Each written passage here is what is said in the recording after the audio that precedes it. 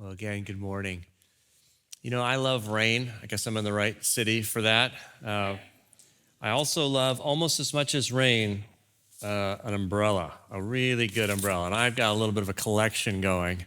I don't know if you guys use umbrellas here in Seattle, but I do. Rain is just an excuse for a good umbrella. Well, and I want to thank you for a weekend off last weekend. It allowed my wife, Ann, and myself to steal away up to Victoria to use just a few days during this crazy Advent season to reconnect. And it was really a gift for us. We saw in the forecast that it was supposed to rain, kind of excited about that. And when I got to the front desk, the rain was just coming with us. And the first question I asked of the young woman at the desk was, "Do you have any umbrellas?"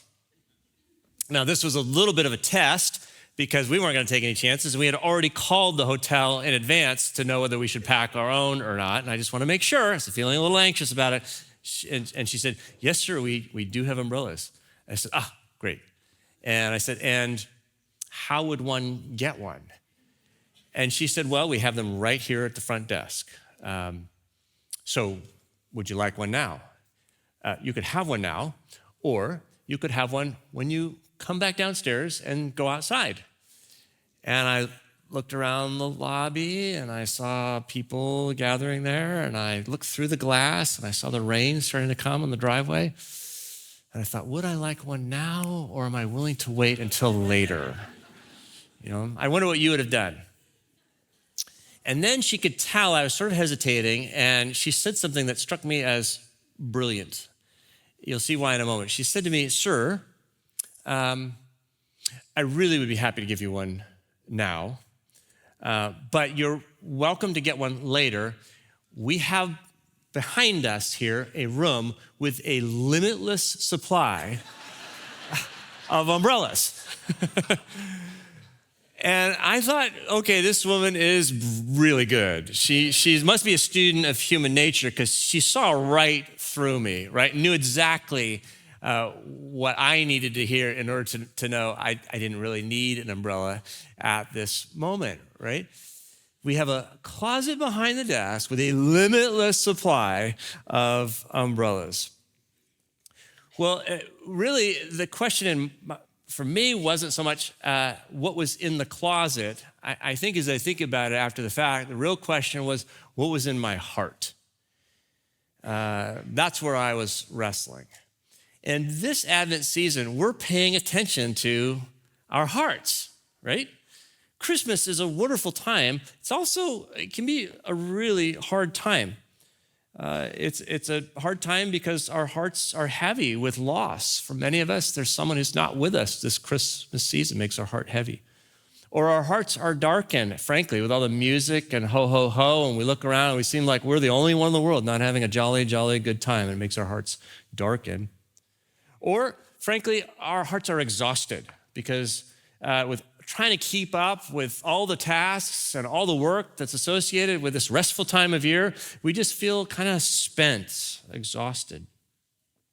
What we're trying to do as a church is kind of cut through the craze and connect. We're trying to simplify Christmas this season. And that's not about bah humbug.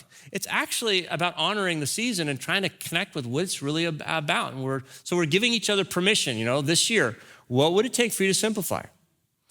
What would it take for you so that when you get to the end of the holiday season, you feel more connected to yourself, to your faith, to people that matter to you, and to a better world? And whatever that is, we're saying go for it, do that, or don't do whatever you need to not do. One way to do that, I think, is to put giving over getting. And we're going to talk about that a little bit today. Let me start by asking you a question. How many of you in the past few weeks have had someone ask you this question? I'm going to ask you to raise your hand. What do you want for Christmas? How many of you have heard that? Okay, I know it's hard for Presbyterians to raise hands, but we can do better, right? I believe in you. Yeah, it looks like, a lot of us have heard somebody say that. What do you want for Christmas? And I'm thinking, is that a good question? Does that help me engage with the season? Is that good for my heart? What do I want? It kind of puts me in the center of the whole story. Well, today we're going to see that Jesus offers us an alternative. As always, he has another way. He has a better way. And he's going to speak that into our lives this morning through his word. And we're going to meet him in what we call the Sermon on the Mount. It's 3 chapters in the Gospel of Matthew. Let's open up our Bibles to Matthew chapter 6. If you didn't bring a Bible, grab the black book on the rack in front of you, please, and turn to page 787. And there you'll find Matthew chapter 6, verses 19 through 24, 3 little paragraphs there. I'd love for you to read it with me. Would you, if you're able, stand and let's read the teachings of Jesus and God's word to us this morning aloud together as an act of worship. When we're done reading, I'll say, this is the word of the Lord, so that if you believe it, you can say thanks be to God. Listen carefully. You're reading God's holy word. Do not store up for yourselves treasures on earth, where moth and rust consume and where thieves break in and steal. But store up for yourselves treasures in heaven, where neither moth nor rust consumes and where thieves do not break in and steal. For where your treasure is, there your heart will be also. The eye is the lamp of the body. So if your eye is healthy, your whole body will be full of light. But if your eye is unhealthy, your whole body will be full of darkness. If then the light in you is darkness, how great is the darkness?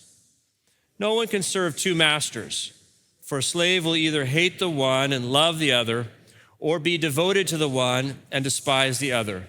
You cannot serve God and wealth. This is the word of the Lord. Heaven and earth will pass away, but what we just read never will. Please be seated. Well, if you were listening to what you just read, Jesus gives us 3 objects, 3 everyday objects: a treasure, a lamp, a slave. And this is so often Jesus' way. He takes something we understand to teach us about what we don't understand. He's trying to draw us deeper into a mystery. And the mystery here, the thing we don't understand, it's our own hearts. That's what each of these 3 objects tell us about, our own hearts. And many commentators have noticed they also tell us about money, about finances. So there's good teaching here. I might even say, you might agree with me, not so much money, but getting stuff, money, getting anything, the impulse to get, kind of wraps our hearts up, doesn't it?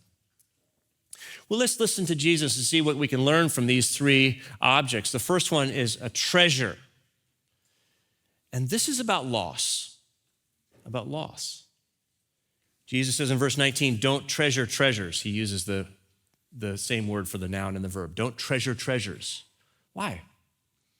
Well, it's not that there's anything wrong with treasures. They're good things. But what Jesus tells us about the treasure is that earthly treasures, treasures on earth, they don't last. And they will always disappoint you. That's interesting. We're asked to imagine like a wooden chest stowed away somewhere for some future time. And when that time comes, the person goes and finds the treasure wherever it's hidden and opens it up. And inside there's cloth, but oh no, it's been eaten by moths. And there's metal, but it's been eaten by rust. And the back of the box has been broken in and treasures have stolen. And the wealth is gone, and it's just a loss. It's just a loss. Jesus is teaching us about loss because loss is a fact of life for all of us. We lose money, we lose people, we lose time, we lose status, we lose strength, we lose a sense of home. Happens all the time. Happens when we go to school or when we send our child to school. It happens when we experience a breakup in a relationship. Happens when we move from one home to another, when we retire, or when we face the indignities of old age and just go through the aging process. Loss. And loss is what makes our hearts heavy, isn't it? Loss in the past makes our hearts heavy with grief. Loss in the present makes our hearts heavy with anger. You took something from me. Loss in the future, as we anticipate it, makes our hearts heavy with fear. We're constantly trying to prevent that loss from occurring. A treasure. It's about loss. The second object that's an everyday object Jesus talks about here is a lamp. And this is about perspective or seeing. Perspective. He says in verse 22, the eye is the lamp of the body. Why would the eye be the lamp of a body, the eye? Well, because it guides the body. It allows you to move your body safely. We're asked to imagine a woman, and she's sitting at a little table in a room, and it's dark in the room, except for the fact that there's a lamp on the table, so it's not. And she can see, therefore, the walls lit up. She can see the door. She can know that she's safe. She can see the task at hand. Or we're asked to imagine a man outdoors at night on a journey, and he's got a lamp in his hand, and because he does, he can see the roots, he can see the brush and bramble as he makes his way, and he get there safely. Losing perspective is so easy in life. It's worth thinking about this time of year, how easy it is to put work over relationships, to put stuff over experiences, to put success over virtue, or just even to lose sight of the gift of life. You know what I mean? To lose sight that life is a gift, that your life is a gift, that your life is filled with gifts. It's easy to not be able to see that. And when we lose track of that, our hearts grow dark. How do we know this? Well, Jesus gives us a clue in the language that he uses. If you look a little bit more carefully, you'll see in verse 22, the word healthy, as it's translated, is actually the word that's much more often translated in the New Testament, generous. Isn't that interesting? A healthy heart is a generous heart, a heart that experiences the gift of life, and a heart that gives. That's a healthy heart, as Jesus tells us. And then in verse 23, the word he uses for unhealthy is actually a word that's associated with the Jewish superstition called the evil eye. Maybe you've heard of the evil eye. It was really thought to be a thing in many ancient cultures. And what the evil eye meant is you're looking on somebody else with envy. They have something that you don't have, but that you want. An example of that in the biblical tradition is Sarah and Hagar, Abraham's wife and servant. Sarah looks at Hagar with the evil eye because she sees Hagar as having something she doesn't have and that she wants. And so you see, when we put envy in the place of generosity, when we put getting in the place of giving, it makes our hearts dark. A lamp. And then there's a third everyday object, and that is a slave. This is about exhaustion. Verse 24 says, no one can serve two masters. Exhaustion, working so hard. A slave is somebody whose energies belong to another. The point is, you work for what owns you. And Jesus is cautioning us here not to find ourselves working in the end for one who doesn't know us and who doesn't love us, and that we made ourselves a slave.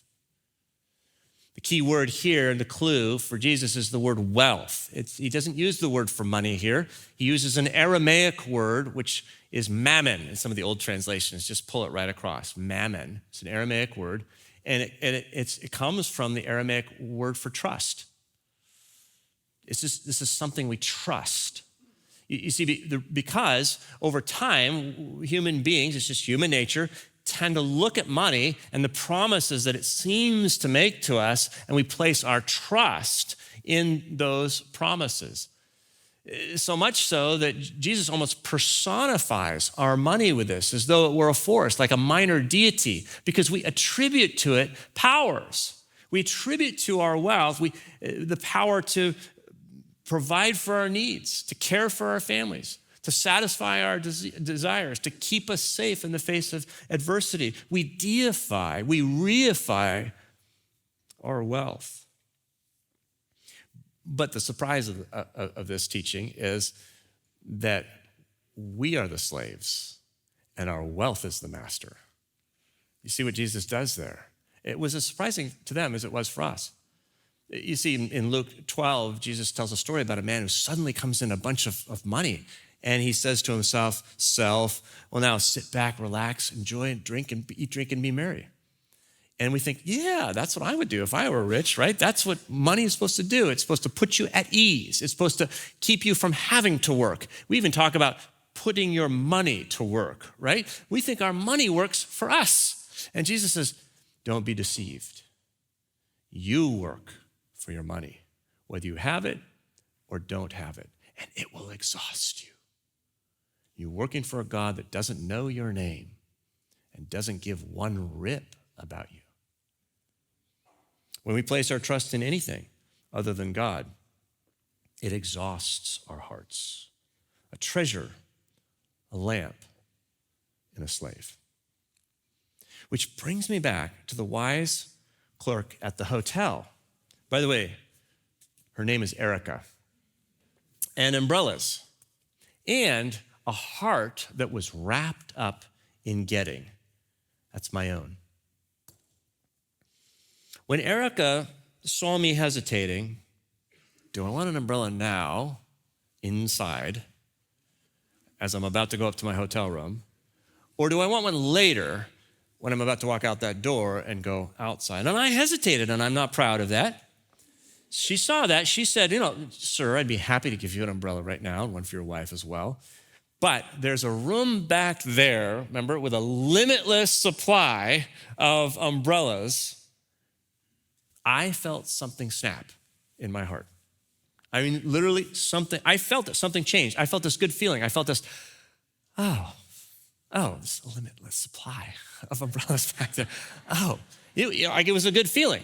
I looked at my wife, she looked at me. We're about to have a weekend away. We smiled at each other and we took hands and we walked up the hallway towards our hotel room, right? Oh man, she just liberated my heart.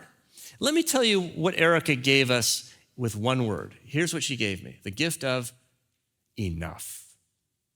Enough. Put that in all caps because that is a gift. Enough. This is what Jesus is inviting us to in this teaching, I believe, with these three objects. Each of them is a picture of a heart that is wrapped up in getting. It's a picture of a heart that's experiencing loss, or a picture of a heart that's losing perspective, or a picture of a heart that's just dying with exhaustion because it doesn't have a sense of enough. This drive to keep getting more. Do you see how getting was working in my heart, the dynamics of getting? Last I knew, nobody needs an umbrella in a hotel room, right? Indoors at all. So what was I thinking?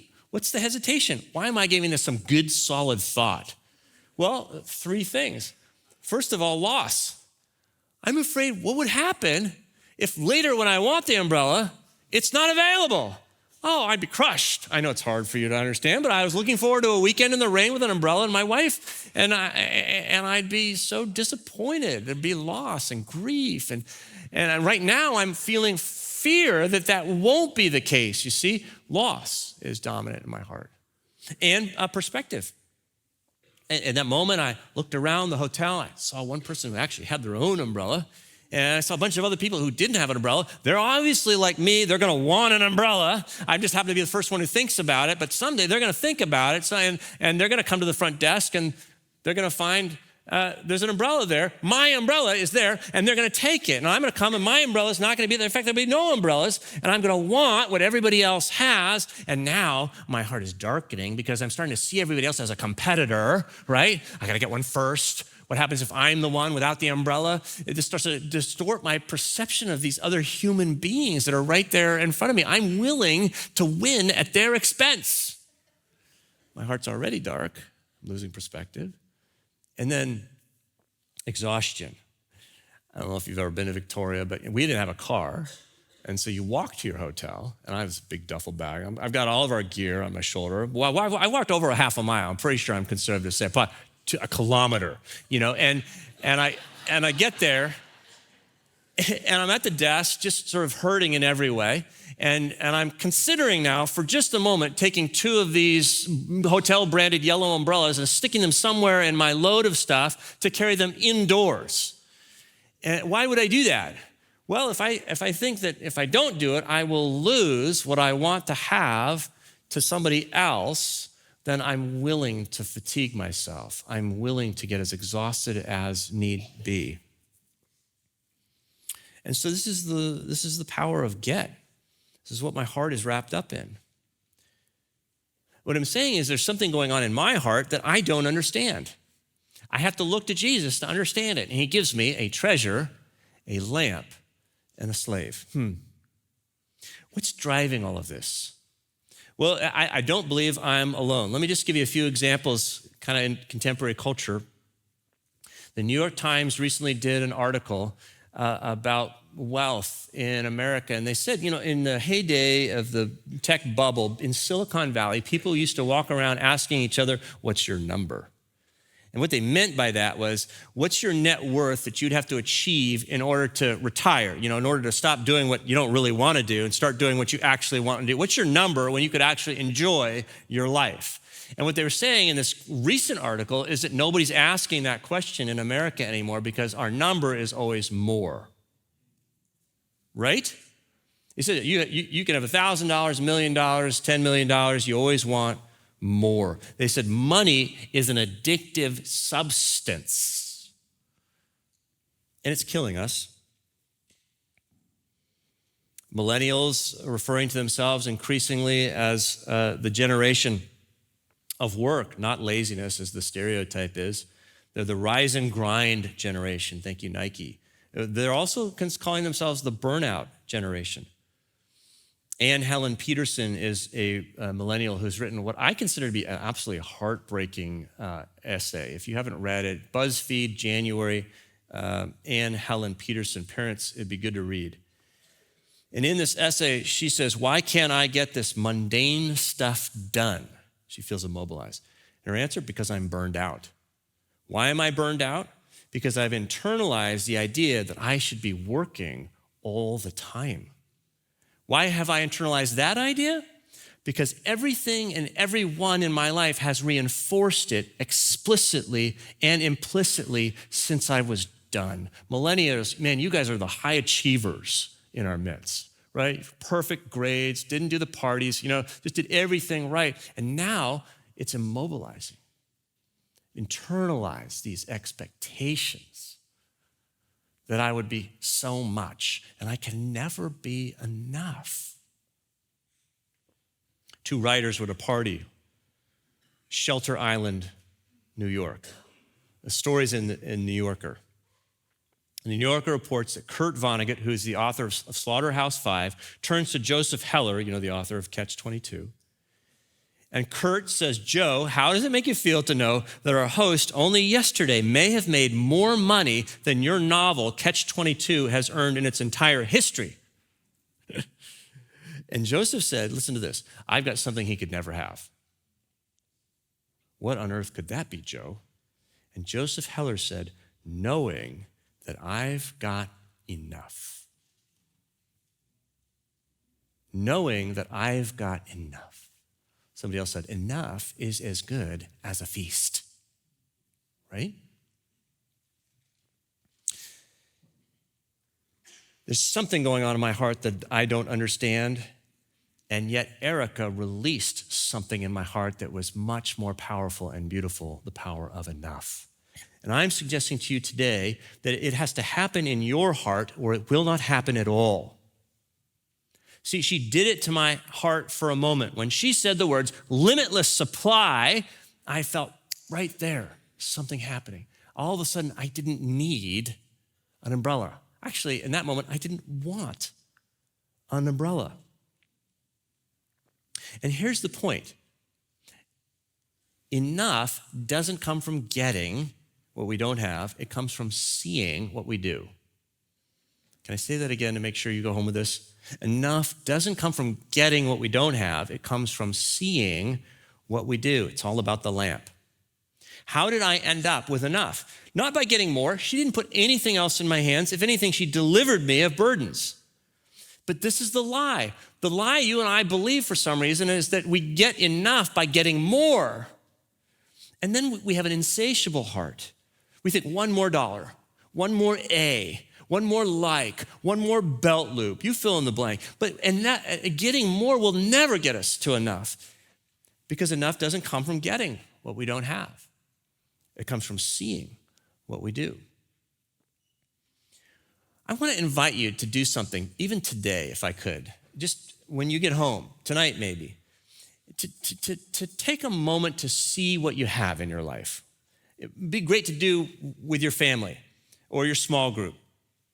Just take out a sheet of paper and a pencil and make a list of what you have. What do you have? What have you been given? In what ways is your life a gift? Don't think about other people. Don't compare yourself with anyone. Don't think about things you've lost that you once had. Just think about right now what you are, who you are, what's in your hands. You may have lost loved ones in the past and you don't have them anymore, but do you not have the memories? Do you not have the love? Are these not eternal treasures? Now, you can do this no matter what you believe, but if you are a follower of Jesus Christ, you have so much more to see. Because what Erica did in my heart for a moment, the Christ child can do in our hearts, both in this moment and for eternity. See, Jesus will change our hearts. That's why he came. He gives us a new heart. Listen to what we sing at this time of year. Come, thou long expected Jesus, born to set thy people free from our fears and sins. Release us. Let us find our rest in thee. Israel's strength and consolation, hope of all the earth thou art, dear desire of every nation, joy of every longing heart. And there it is. That's what he does. That's what he wants to do to you today. But I'll tell you this, he's not going to do it without your consent. He's not going to do it until you give him permission, until you say yes. You have to trust that he really can do that, for him to be able to do that in your heart. Because I'll tell you, there was a moment, and I'm not proud to say this, when Erica said to me, "Oh, sir, we have a limitless supply in this room behind," where I had to ask myself, do I believe her?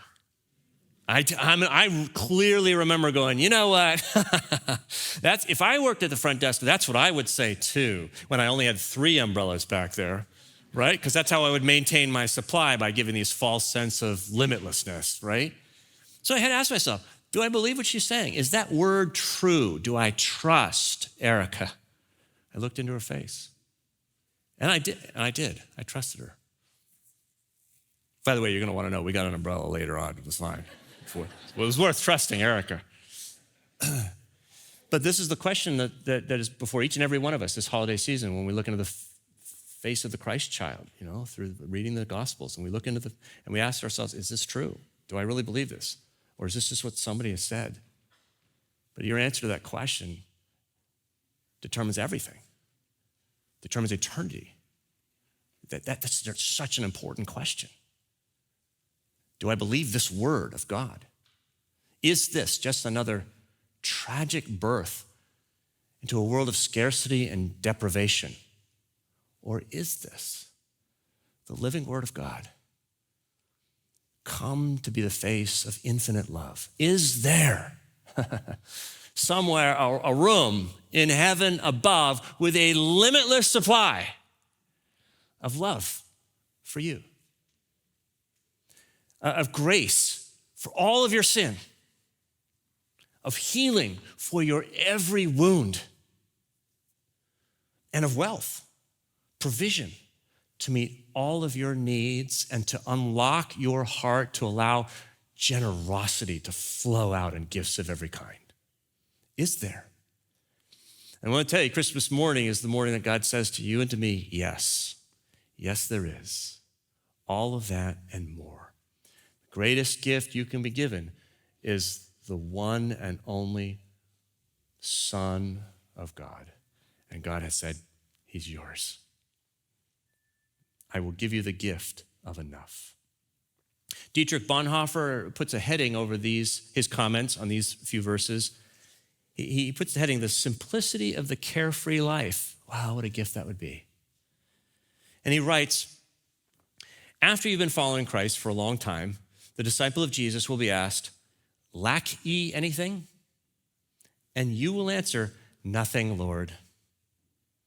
And he says, how could you, when you know that despite hunger and nakedness, persecution and danger, the Lord is always at your side? Well, you know that when Christ was born, magi came from the east, wealthy men, magicians. And they didn't come to get, they came to give. In fact, their coming is the origin of our Christmas gift-giving tradition. They came with 3 gifts, the Gospels tell us, gold, incense, and myrrh, so we deduce that there may have been 3 magi. And they came following a great star. It was a lamp in the sky, shining light. Along the way, you know, they met a king named Herod who could never get enough, Herod. And for a moment, they came under the spell of his terrible fear, which had frozen all of Jerusalem. But as they walked down into the night sky after this lamp, and they saw it stop, St. Matthew, who tells us the story, same guy's reporting the words of Jesus here, St. Matthew says, the star stopped, and when they saw it stop, they were, quote, overwhelmed with joy. Because in that moment, they saw what God was giving them. And they fell to their knees, and they opened their treasure chests, and they gave the Christ child their hearts. I want to close with a little remembrance, if you allow me just to read one little thing to you, by a man named Bob Perks called I Wish You Enough. Mr. Perks writes, recently I overheard a father and a daughter in their last moments together. They had announced her departure, and standing near the security gate, they hugged, and he said, I love you. I wish you enough. She in turn said, Daddy, our life together has been more than enough. Your love is all I ever needed. I wish you enough too, Daddy. They kissed and she left. He walked over toward the window where I was seated. Standing there, I could see he wanted and needed to cry. I tried not to intrude on his privacy, but he welcomed me in by asking, did you ever say goodbye to someone knowing it would be forever? Yes, I have, I replied. And I remembered expressing my love and appreciation to my father at the end of his life. Forgive me for asking, I ventured, but why is this a forever goodbye? I am old and she lives much too far away. I have challenges ahead, and the reality is the next trip back will be for my funeral, he said. When you were saying goodbye, I heard you say, I wish you enough. May I ask what that means? He began to smile. That's a wish that's been handed down from other generations. My parents used to say it to everyone. He paused for a moment, and looking up as if trying to remember it in detail, he smiled even more. When we say, I wish you enough, we were wanting the other person to have a life filled with just enough good things to sustain them. He continued, and then turning toward me, he shared the following as if he were reciting it from memory. And I offer this as our closing prayer. I wish you enough sun to keep your attitude bright. I wish you enough rain to appreciate the sun more. I wish you enough happiness to keep your spirit alive. I wish you enough pain so that the smallest joys in life appear much bigger. I wish you enough gain to satisfy your wanting. I wish you enough loss to appreciate all that you possess. I wish you enough hellos to get you through your final goodbye.